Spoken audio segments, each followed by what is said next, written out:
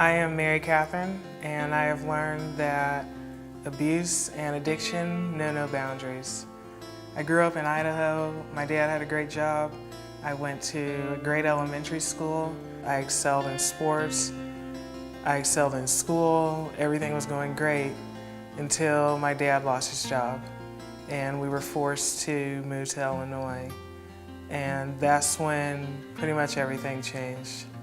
I was 5'10" in the 6th grade, and so the kids were less than kind.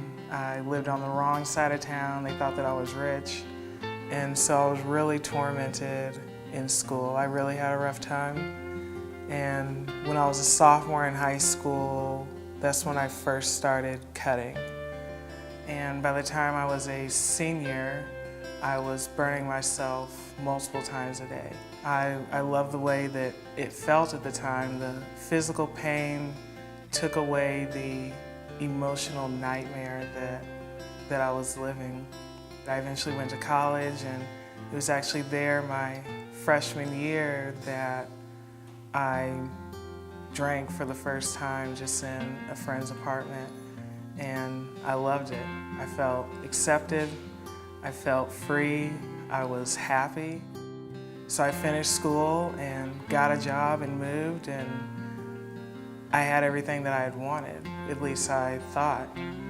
I was doing well at work, but again, I was still empty. I was new in town, I didn't know anyone, and before I know it, I am drinking every night and most mornings. My behavior started to change. I grew angry pretty quick. I had mood swings. And prior to that, I was still masking. I put on a performance really so that everyone would think that I was okay, so that no one would know how depressed I really was. So I called a pastor and talked to a friend, and I was eventually led to the Good Fight Ministries, which is a 12-step recovery program. And it was there that I found hope, that I met people who were struggling as well and who really understood how I was feeling, and things were going great. But something still was not right inside of me. I still felt this emptiness, and I still felt really depressed, and that's when I started remembering being sexually abused as a kid.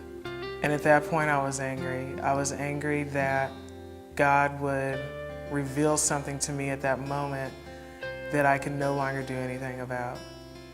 I just really felt empty, very depressed, very anxious, and just completely worthless. And in 1 month's time, I had 2 suicide attempts. After the second suicide attempt, with the urging of my sponsor and some friends, I agreed to go to treatment. And it was in treatment that I learned that I was not alone in this struggle. And so I found hope there as well. And once I got out and started getting back involved in group, I really started to feel better. And the more that I share my story now, the more that I'm connected with people.